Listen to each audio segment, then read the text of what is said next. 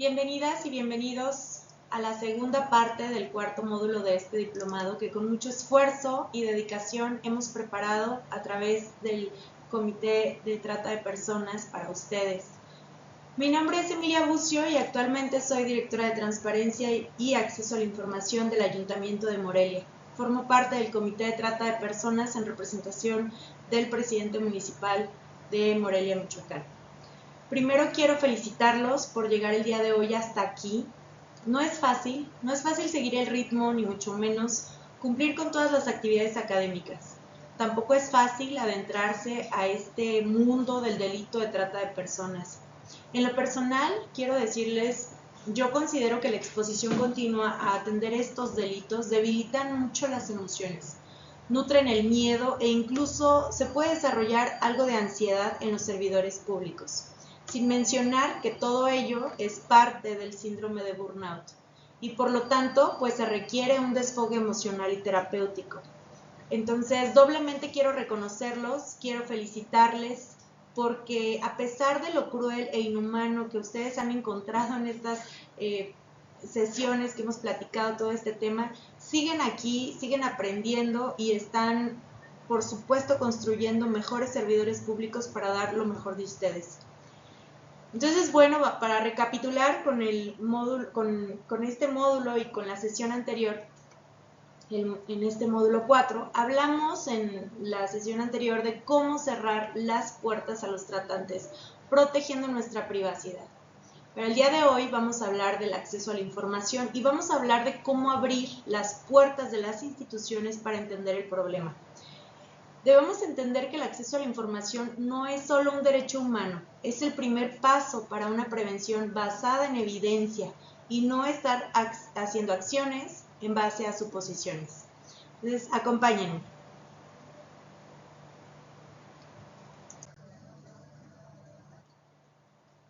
Muy bien, el derecho de acceso a la información. Lo vamos a hablar como el DAI. Es el poder de preguntar y recibir respuestas. En materia de trata, esto es vital. Como servidores públicos debemos saber que la ciudadanía tiene derecho de auditarnos. ¿Cuánto presupuesto asignamos a la prevención? ¿Cuántas carpetas de investigación se abrieron este mes, el año, un semestre? El derecho de acceso a la información nos obliga a ser impecables en nuestros registros, porque lo que no se registra no se puede combatir. Y ese es un pilar de las políticas públicas. Si no tenemos datos, ¿cómo las podemos operar?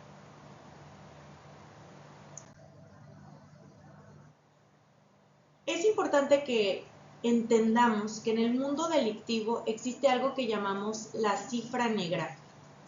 Esas cifras son todos esos delitos que ocurren, pero que no se denuncian. Y en la trata de personas esta cifra es altísima, debido al miedo y al control de los tratantes. Sin datos precisos, estamos diseñando políticas públicas a ciegas, en verdad. Necesitamos datos duros para saber dónde poner una patrulla, dónde dar una plática escolar y dónde rescatar a una persona. Entonces llegamos a nuestra primera fuente oficial en México, que es el Secretariado Ejecutivo del Sistema Nacional de Seguridad Pública, por sus siglas SESNSP. Ellos publican cada mes el informe de incidencia delictiva. Y ojo aquí, este dato nos dice cuántas denuncias llegaron a las fiscalías. Si vemos que en nuestro municipio hay 0 denuncias de trata de personas, no necesariamente significa que no hay trata. Puede significar que no hay confianza para denunciar o que no se está tipificando correctamente el delito. Y también eso puede suceder. Para entender lo que este secretariado ejecutivo no alcanza a ver, vamos a recurrir al INEGI y su encuesta que se llama ENVIPE. Esta encuesta no cuenta denuncias, cuenta experiencias. Le pregunta a la gente, ¿fuiste víctima de un delito? Y al contrastar el INEGI con el secretariado ejecutivo, vamos a podernos dar cuenta del tamaño real de la impunidad y la vulnerabilidad en cada estado de la República. Por otro lado, la Comisión Nacional de Derechos Humanos emite diagnósticos sobre la situación de la trata de personas en México. A diferencia de las gráficas de números, estos informes nos dan el cómo cómo operan las redes en la frontera, cómo son los refugios y qué derechos humanos se están vulnerando más. Es una lectura obligada para entender la parte cualitativa del problema. Y en el plano internacional, vayamos a la Oficina de las Naciones Unidas contra la Droga y el Delito, que nosotros conocemos por sus siglas como 1DC, y publica ahí el Informe Global sobre la Trata de Personas. Este dato es brutal. A nivel mundial, la mayoría de las víctimas de trata detectadas son mujeres y niñas, pero la trata con fines de explotación laboral en hombres también está creciendo. Este informe nos permite ver a México dentro de una ruta global de tráfico humano. Otro reporte global, también tenemos el reporte Trafficking in Persons, que nosotros llamamos como TIP, y este es del Departamento de Estado de Estados Unidos. Es un ranking muy influyente en el mundo porque clasifica a los países en niveles, unos niveles que llamamos tier. México se encuentra generalmente en el nivel 2, lo que significa que el gobierno hace esfuerzos significativos, pero aún no cumple totalmente con los estándares mínimos. Y este reporte es valioso porque nos da recomendaciones específicas sobre qué leyes debemos cambiar o qué fiscalías debemos reforzar. Por último, debemos considerar a la sociedad civil, organizaciones como el Consejo Ciudadano para la Justicia, para la Seguridad, que generan reportes basados en sus denuncias, en sus líneas de denuncia anónima. Y a veces una víctima llama antes a una ONG que a una policía. Estos datos complementan la visión oficial y nos dan una imagen más humana y cercana al delito. A continuación, en las siguientes diapositivas vamos a analizar cada una de ellas a fondo. Acompáñenme. Nuestro primer análisis va a ser del Secretariado Ejecutivo y pues bueno, esta es nuestra brújula. A nivel nacional son nuestros datos oficiales. Es nuestra brújula de incidencia delictiva. Aquí se registran las carpetas de investigación iniciadas en las fiscalías. Sin embargo, como servidores públicos debemos ser muy críticos. Si el reporte indica que en nuestro municipio hay 0 o muy pocos casos de trata, no podemos caer en la complacencia. Un 0, recordemos que puede ser síntoma de 2 problemas graves. Primero, la falta de confianza de la ciudadanía para denunciar y segundo, una deficiente tipificación. Muchas veces el delito de trata se esconde bajo otros nombres como corrupción de menores o explotación laboral. Nuestra tarea es auditar esos datos para entender si la Fiscalía Local realmente está detectando el delito o si lo estamos invisibilizando. Quiero que pongan atención especial al cierre del año 2025 en esta gráfica. Mientras que en los años anteriores las cifras oscilaban entre las 400 y 600 víctimas anuales, el año pasado cerramos con una cifra histórica de 892 mujeres identificadas. Este salto no es menor, representa un incremento que rompe con cualquier estabilidad previa. Solo en el último año tuvimos meses con picos de hasta 49 víctimas. Cifras que no habíamos alcanzado, que no habíamos visto en más de 10 años de registro. Como servidores públicos, esto nos obliga a hacernos una pregunta muy crítica. ¿Estamos ante un aumento real de operación de las redes de trata? ¿O estamos empezando a romper el silencio y a mejorar nuestros sistemas de registro? ¿Ustedes qué opinan? Sea cual sea la respuesta, el dato es contundente. La trata de personas no es un delito que vaya a la baja. Por el contrario, los datos oficiales nos dicen que el problema está más presente que nunca. Y esta gráfica es la prueba de que lo que no se mide no se puede combatir. Pero también es un recordatorio de que detrás de cada punto de esta línea ascendente hay una mujer cuya libertad fue arrebatada. Nuestro compromiso es que esas cifras dejen de crecer y que el acceso a la información se traduzca en políticas de prevención que realmente protejan a las y los ciudadanos. Ahora veamos esta gráfica. Haciéndole un zoom a nuestra entidad federativa para conocer cabalmente la información oficial, solo en el año 2025 se reporta que en nuestra entidad, Michoacán, existieron 11 denuncias por el delito de trata de personas. obteniendo el 1.3% de la totalidad en el país. ¿Cómo es esto posible? Solo se explica con el tema de la cifra negra. La información, además, no coincide con el reporte final que veremos en la siguiente diapositiva, donde oficialmente se registraron 7 víctimas de trata. Entonces, ¿es posible que de esas 11 denuncias, solo 7 fueron oficialmente determinadas como trata de personas? ¿O solo 7 personas fueron víctimas registradas? Y la pregunta es, ¿esas víctimas realmente fueron rescatadas? ¿O siguen dentro de la trata de personas? ¿Están vivas? ¿Fallecieron? ¿Se les dio atención como víctimas? ¿Qué pasó con ellas? El secretariado solo nos va a brindar cifras duras, no va más allá de la estadística general.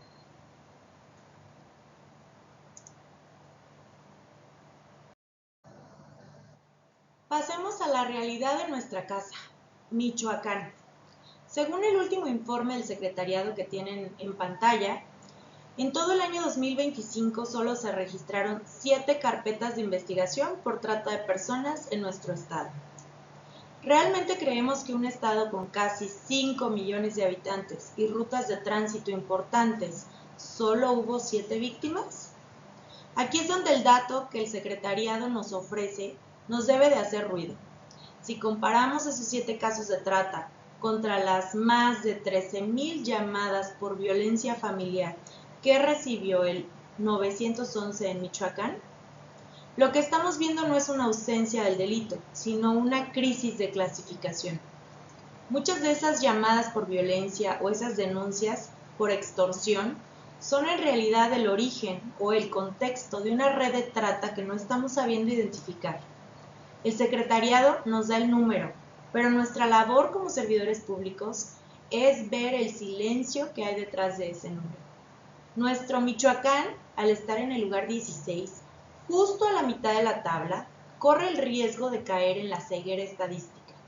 Al no ser un foco rojo como Quintana Roo o el Estado de México en números absolutos, las autoridades locales podrían relajar la guardia, cuando en realidad esos 7 casos son la señal de que el sistema de detección necesita fortalecerse urgentemente. Para entender lo que el Secretariado Ejecutivo no ve, vamos a recurrir al INEGI y su encuesta ENVIPE, que en realidad se llama Encuesta Nacional de Victimización y Percepción sobre la Seguridad Pública. Esta encuesta no cuenta denuncias, cuenta experiencias, como les había dicho hace rato. El INEGI le pregunta a la gente, ¿fuiste víctima de un delito?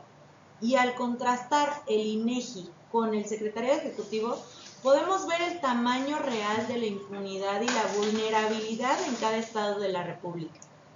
Compañeros, para entender la verdadera magnitud de la trata en Michoacán y en México, no podemos quedarnos solo con el secretariado. La ENVIPE de 2025 del INEGI nos entrega el dato más doloroso, la cifra negra. Según esta fuente oficial, el 92.9% de los delitos en México no se denuncian.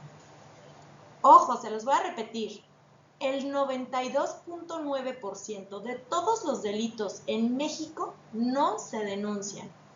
Y esto significa que los 7 casos que vimos en Michoacán son apenas una punta de iceberg, un destello en la oscuridad. El INEGI nos reporta que el motivo principal de este silencio es la desconfianza en nosotros, en las autoridades. Por ello, el acceso a la información es una vía para recuperar esa confianza. Si el ciudadano ve datos transparentes y reales, el mundo del silencio va a empezar a caer. Mientras que el secretariado nos muestra lo que llegó al escritorio de un juez, el INEGI nos dice que de cada 10 delitos que ocurren en México, más de 9 punto y cacho, permanecen en la sombra. Y en materia de trata, esto es una sentencia de invisibilidad para miles de víctimas. Entre las razones para no denunciar destacan pues la pérdida de tiempo, la desconfianza en la autoridad. La INVIPE nos da una bofetada de realidad. La gente no denuncia la trata no solo por miedo al criminal, sino porque perciben que el sistema es lento o poco confiable.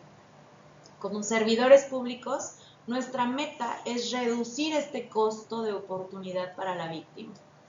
Y existe una alta percepción de inseguridad en cajeros, transporte público y de manera creciente en el entorno digital. El INEGI confirma que si el ciudadano se siente vulnerable, y esto valida lo que hablamos en el tema 1, de que la percepción de inseguridad es alta, el tratante va a aprovechar ese miedo para ofrecer salidas fáciles o protección que al final termina en explotación. Entonces la INVIPE está midiendo el costo económico de las víctimas que sufren por delitos, incluyendo las medidas preventivas que deben adoptar, como cambiar chapas o poner cámaras de seguridad, etc. La trata aquí no solo está arrebatando la libertad, también arruina patrimonios, porque las familias mexicanas empiezan a generar gastos para protegerse ellos mismos o proteger sus patrimonios. Y esto es un indicador de la ausencia del Estado en zonas muy críticas. Vamos ahora a analizar a la Comisión Nacional de los Derechos Humanos. Como saben, la Comisión emite diagnósticos sobre la situación de trata de personas en México. A diferencia de las gráficas de números, estos informes nos dan el cómo operan las redes en la frontera, cómo son los refugios y qué derechos humanos se están vulnerando más. Es una lectura obligada para entender la parte cualitativa del problema. Yo les dejo todos estos informes que hemos estado viendo, se los voy a dejar en nuestro módulo del MOOC para que lo puedan visualizar. Entramos ahora a analizar este análisis de la Comisión de Derechos Humanos. Este documento es la Biblia cualitativa de la trata de nuestro país. Acuérdense que ya vimos cantidad y ahora vamos a ver calidad. Pero quiero que nos detengamos en un punto alarmante antes de leer las cifras. El diagnóstico integral más reciente que tenemos data del 2021. Como servidores públicos, esto debe indignarnos y preocuparnos porque estamos en el 2026 tratando de combatir un delito que evoluciona a la velocidad de la luz, con inteligencia artificial, criptomonedas, nuevas redes sociales, basándonos en un diagnóstico de hace 5 años. La trata de personas ha mutado profundamente desde la pandemia, desde la pospandemia, y el hecho de que el Estado mexicano no haya generado un nuevo diagnóstico nacional integral es, en sí mismo, una forma de invisibilizar el delito. Y aún así, lo que este informe nos deja claro es que Michoacán sigue siendo un estado con nodos críticos. El diagnóstico señala que la falta de protocolos unificados en las fiscalías permite que los tratantes escapen por grietas administrativas. O sea, aquí la formalidad, el apego a la legalidad nos aleja de la justicia y nos dice que las víctimas, al no recibir una protección inmediata y adecuada, prefieren desaparecer que continuar con un proceso legal. Prefieren irse, rehacer sus vidas, que seguir en este proceso legal en las fiscalías o en los juzgados. Compañeros, quiero decirles algo, no podemos permitir que la información se congele. El acceso a la información implica exigencia, y si la Comisión Nacional de Derechos Humanos no ha actualizado su diagnóstico nacional, es nuestra responsabilidad desde el ámbito municipal y estatal generar nuestros propios censos y datos. No podemos combatir un crimen del futuro con estadísticas del pasado. La falta de datos actualizados es el mejor aliado del tratante. Para ellos mejor. Y vayamos ahora al plano internacional.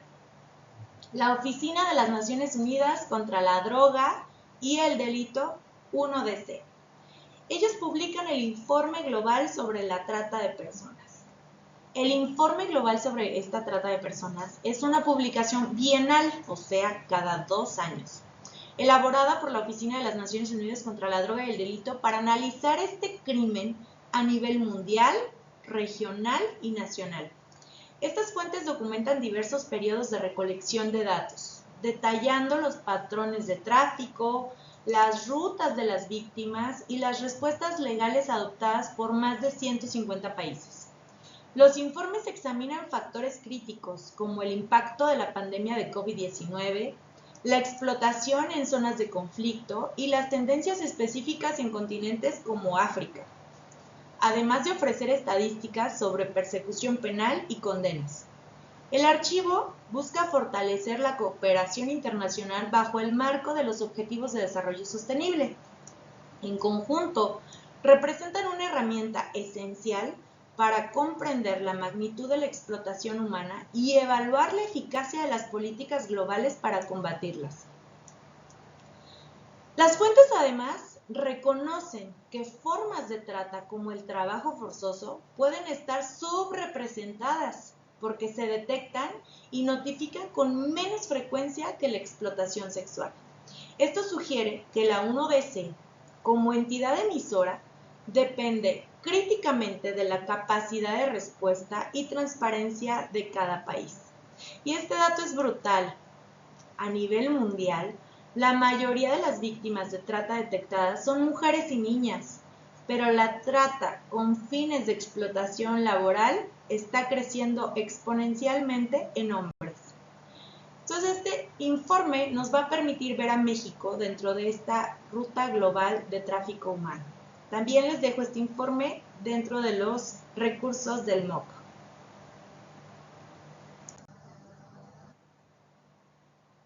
Bien, ahora vamos a pasar al reporte Trafficking in Persons, que nosotros conocemos como TIP, del Departamento de Estado de Estados Unidos. Este es el ranking más influyente del mundo.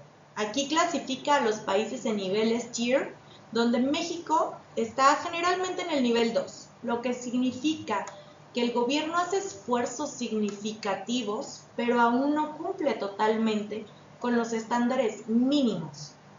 Este reporte es muy valioso porque nos da recomendaciones específicas sobre qué leyes debemos cambiar o qué fiscalías debemos reforzar.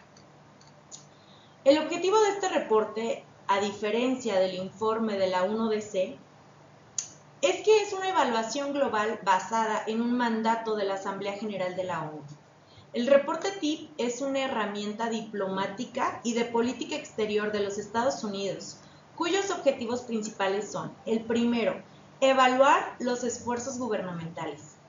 Mide qué tanto los gobiernos de todo el mundo cumplen con los estándares mínimos para la eliminación de la trata de personas, establecidos por la Ley de Protección a las Víctimas de Trata de Estados Unidos. Implementa el paradigma de las 3P, que significa: clasifica a los países según sus acciones de persecución, protección a víctimas y prevención. Son las 3P. Y como presión diplomática, el reporte busca incentivar a los países a mejorar sus leyes y protecciones mediante el sistema de clasificación por niveles tiers. México, en este ranking, pues se puede resumir de esta forma. En el sistema de niveles, en el sistema de niveles de tiers, el reporte clasifica a los países en Tier 1. El Tier 1 significa cumplimiento total. El Tier 2 significa que hace esfuerzos significativos, pero no tiene un cumplimiento total. El Tier 2, Watch List, es una preocupación por el aumento de casos o falta de evidencia de progreso. Y el Tier 3, que es el incumplimiento o falta de esfuerzos significativos. Históricamente, nuestro país ha estado situado en el Tier 2. Esto significa que el gobierno no cumple plenamente con los estándares mínimos, pero está realizando esfuerzos significativos para lograrlo. Los retos suelen centrarse en la baja tasa de sentencias, la protección insuficiente a las víctimas vulnerables y la complicidad de algunos funcionarios. ¿Cuál es la diferencia clave con las fuentes de 1DC? Mientras que el reporte del Departamento de Estado TIP usa un sistema de ranking y sanciones potenciales, el informe de la 1DC que vimos anteriormente tiene un enfoque en cooperación internacional y análisis de tendencias. La 1DC busca fomentar una mejor comprensión del crimen a nivel global, basándose en los datos oficiales compartidos voluntariamente por 156 países.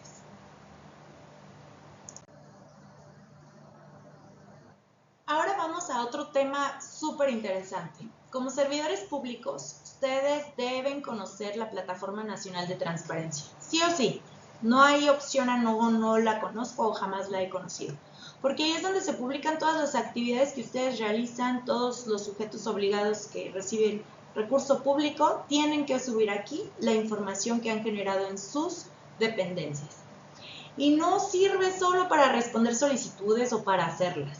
Si ustedes necesitan saber cuántas sentencias condenatorias por trata hubo en un estado vecino para replicar su modelo de éxito, pídanlo por la Plataforma Nacional de Transparencia. Es una herramienta de inteligencia institucional gratuita y muy poderosa. Además de que no solo recibe solicitudes, también tiene información muy valiosa determinada por la Ley General de Transparencia y en donde deberíamos encontrar datos relevantes de conformidad a las obligaciones de transparencia comunes, especialmente las fracciones del artículo 65, donde deberían encontrarse los datos críticos para combatir la trata. Y ojo, digo deberían, porque no todos los sujetos obligados cumplen con estas posibilidades. El primero es la fracción 28, que se refiere a las estadísticas de incidencia y perfiles. Recuerden, son las fracciones del artículo 65 de la Ley General de Transparencia. Yo iba a decir de trata de personas, pero no, de transparencia, ¿sí? Entonces, la primera fracción es la fracción 28, que habla de las estadísticas de incidencia y perfiles. Esta es la fracción fundamental para cumplir con los estándares que nos venía diciendo la 1DC. La ley obliga a publicar las estadísticas que generen los sujetos obligados en cumplimiento de sus funciones. Y para que esta información sea útil en el combate de trata, debería, nuevamente digo debería, incluir 1. Patrones de flujos, desgloses que permitan ver si la trata es doméstica o es transnacional. Perfiles de víctimas, datos sobre el sexo y la edad, dado que la 1DC reporta que el 20% de las víctimas son niños y las mujeres son las principales víctimas de explotación sexual, que es un 79% de los casos globales. Otra, los tipos de explotación.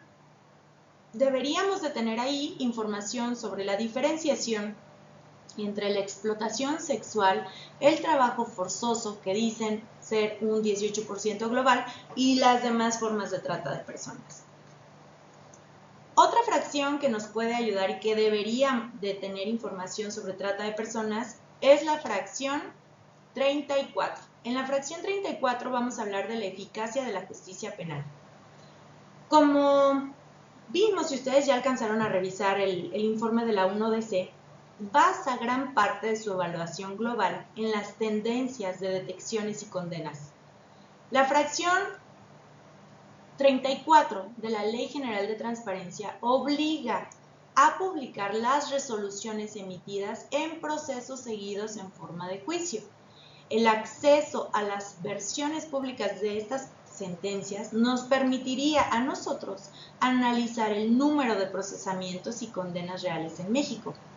Identificar el perfil de los tratantes, porque en el 30% de los países las mujeres además son mayoría entre los perpetradores. Y eso es un dato interesante.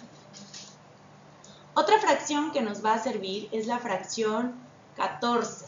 Esta fracción es la de programas de asistencia y vulnerabilidad. Los informes de la 1DC analizan qué se está haciendo para ayudar a las víctimas y reducir su vulnerabilidad.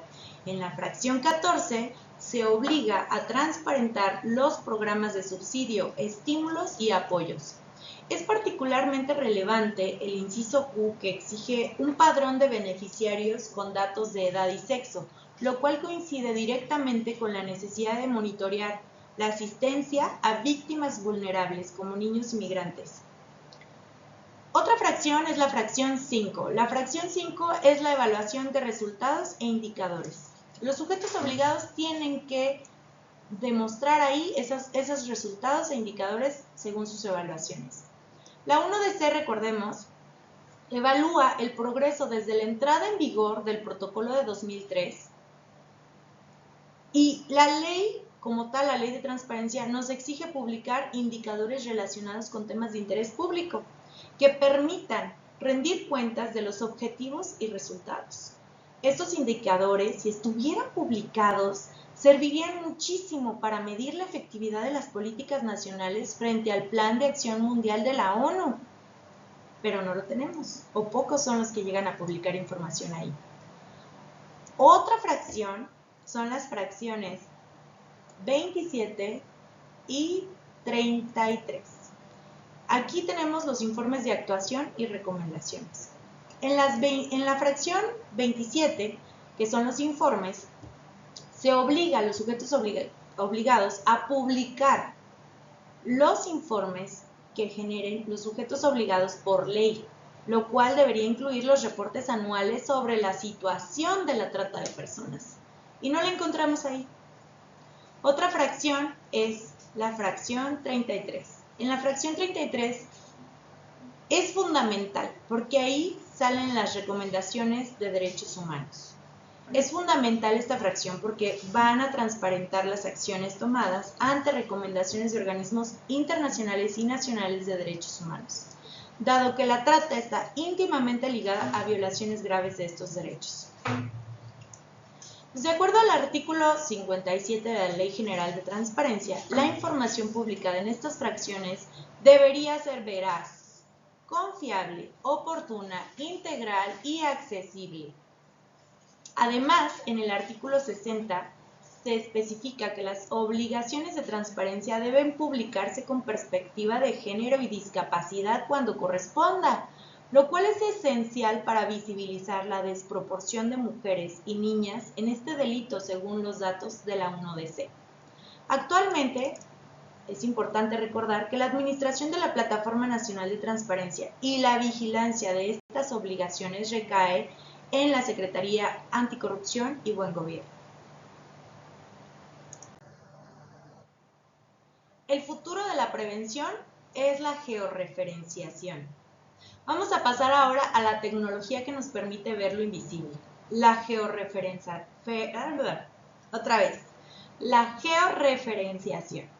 Tradicionalmente, la seguridad antes estaba basada en la intuición o en el patrullaje aleatorio.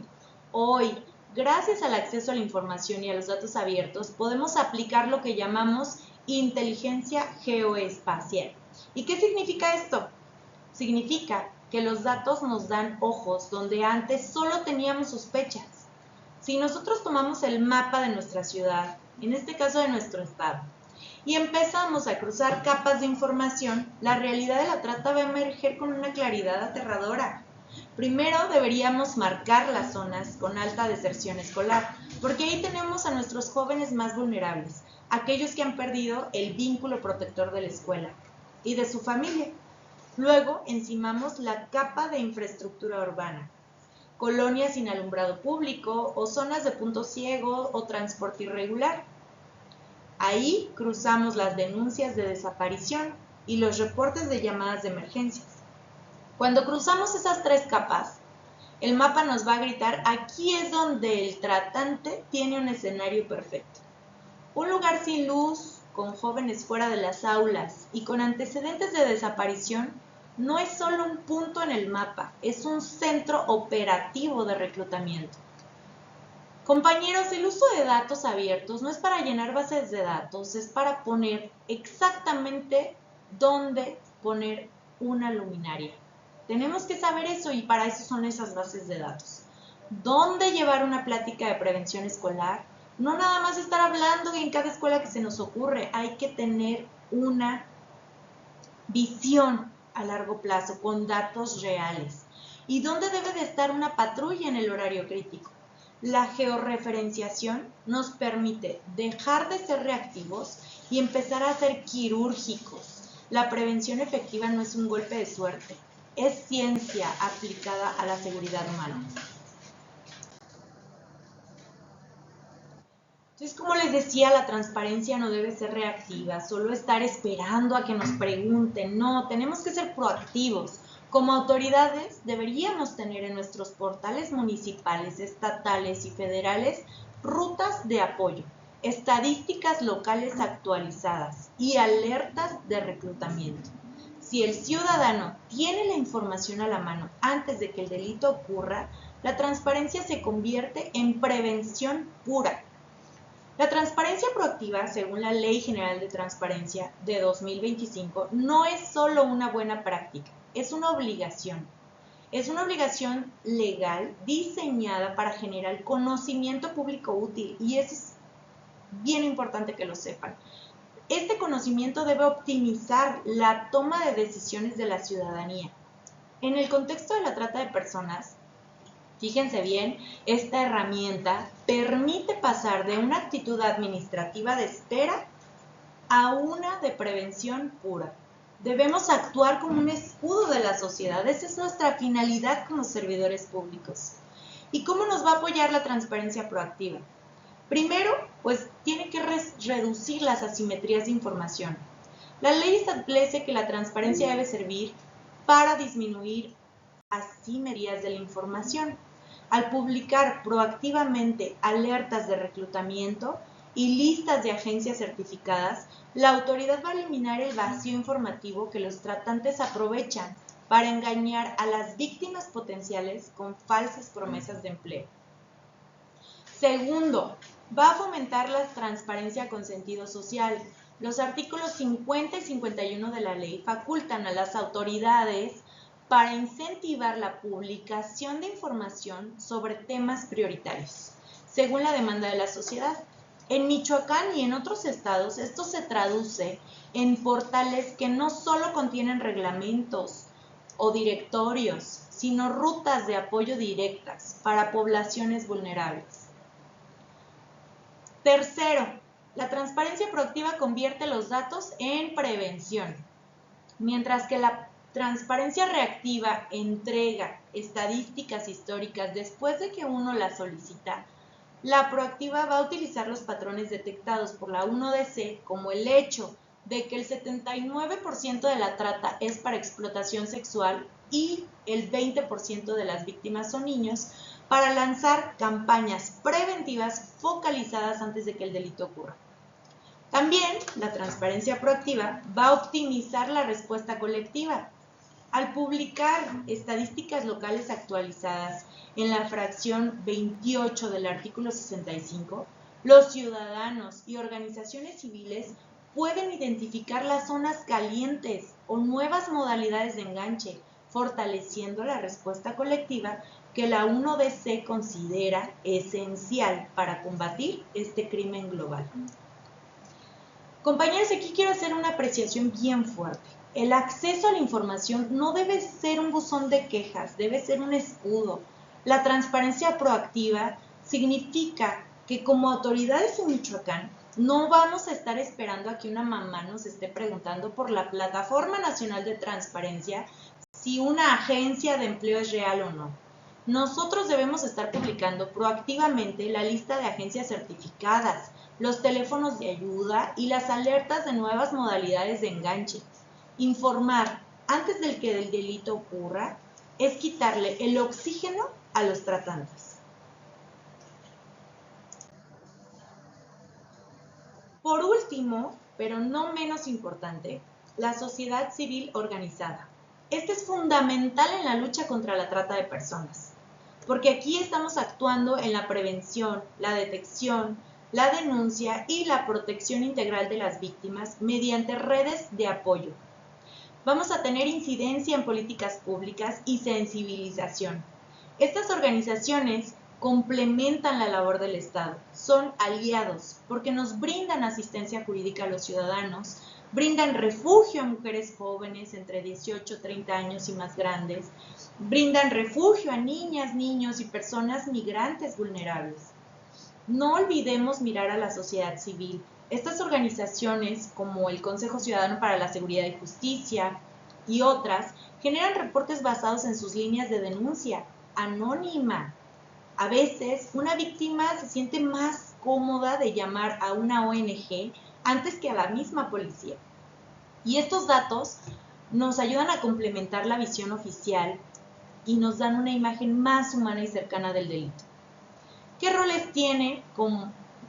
y acciones tiene la sociedad civil organizada en materia de trata de personas? Primero, la atención y el refugio.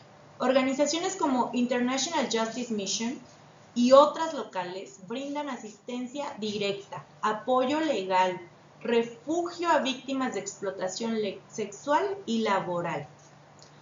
Otro de sus roles es la incidencia y la denuncia.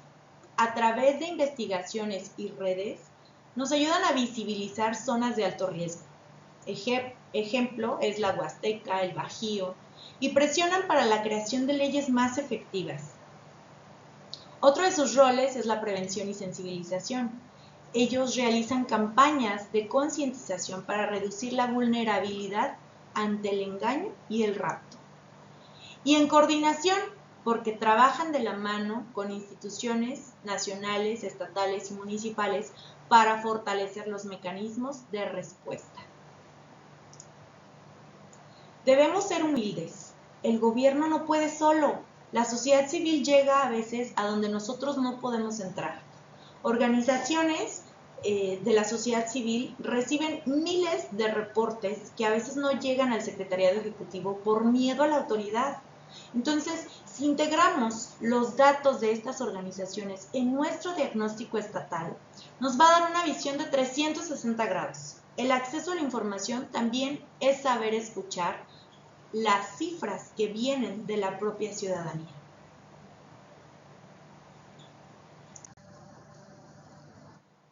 Para cerrar esta sesión, voy a recapitular con la importancia del acceso a los datos sobre el delito de trata de personas.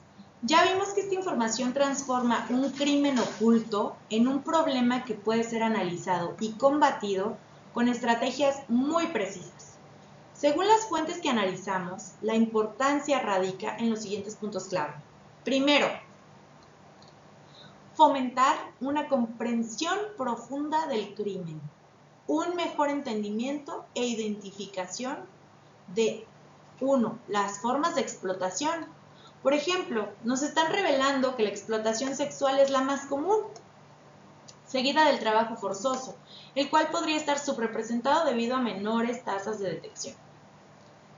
Otra forma de identificación y mejor entendimiento son los perfiles de las víctimas y los perpetradores. Los datos muestran que casi el 20% de las víctimas son niños, llegando al 100% en algunas regiones, Y sorprendentemente que en el 30% de los países, las mujeres constituyen la mayor parte de los tratantes. O sea, los tratantes no solo son hombres, también son mujeres.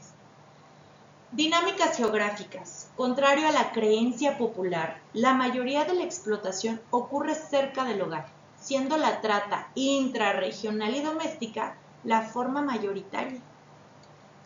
Ahora que la disponibilidad de datos es fundamental para fortalecer la respuesta colectiva y legal. Y esto es un aprendizaje que nos tiene que quedar muy claro.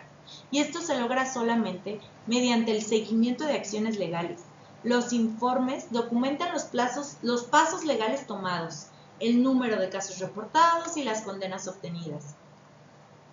Pero también se logra mediante la evaluación de progresos. Tenemos que medir qué tan efectivos han sido los países desde la entrada en vigor del Protocolo contra la Trata de Personas en 2003. La rendición de cuentas. Al incluir perfiles por país con datos estadísticos, podemos crear un marco de transparencia sobre cada nación y cómo está enfrentando cada problema. El acceso a datos actualizados permite a los gobiernos y organizaciones identificar nuevas tendencias y vulnerabilidades, y así nos vamos a poder adaptar a contextos cambiantes, como el impacto de crisis globales, los informes recientes que se han dado de las pandemias de COVID-19, que esta pandemia alteró además los flujos y patrones de la detección de trata. Eso es bien importante y sale en todos los informes que platicamos anteriormente. Otros contextos de conflicto y migración, por ejemplo, los datos aquí en esto nos van a permitir establecer vínculos directos entre los conflictos armados, los movimientos migratorios y la vulnerabilidad de los refugiados cuando son captados por redes de trata. Por último, algo que nos sirvió mucho es que la recolección sistemática de estos datos está alineada con los Objetivos de Desarrollo Sostenible de la ONU, específicamente en áreas de paz, justicia e instituciones sólidas, igualdad de género y trabajo decente. Sin datos es imposible medir el avance hacia estas metas globales. Entonces, en resumen, los datos que podemos conocer mediante la transparencia y el acceso a la información no son solo estadísticas, son una herramienta de diagnóstico esencial, porque ahí vamos a conocer que las autoridades de 156 países puedan diseñar políticas basadas en evidencia en lugar de suposiciones. Concluyo con esto. La información real es incómoda, porque nos muestra lo mucho que falta por hacer, pero es la única base sólida para la justicia. Un servidor público que conoce sus estadísticas no pierde el tiempo, enfoca sus recursos donde más se necesitan. Hagamos que el acceso a la información sea el peor enemigo de los tratantes. Muchas gracias.